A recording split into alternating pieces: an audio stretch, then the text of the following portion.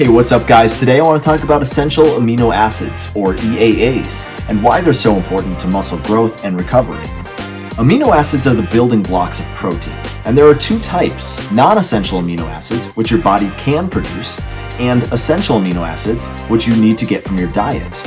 EAAs are the 9 amino acids that our bodies can't make on their own, which means we need to get them from food or supplements. So what are the benefits of EAAs? Well, here's a few. Helps build and repair muscle tissue, aids in post-workout recovery, boosts energy and endurance, enhances mental focus and performance, supports immune function.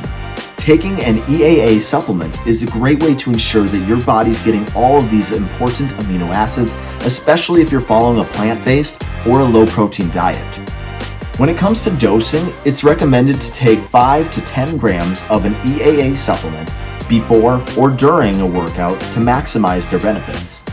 So if you're looking to boost your muscle gains and recovery, consider adding an EAA supplement to your regimen.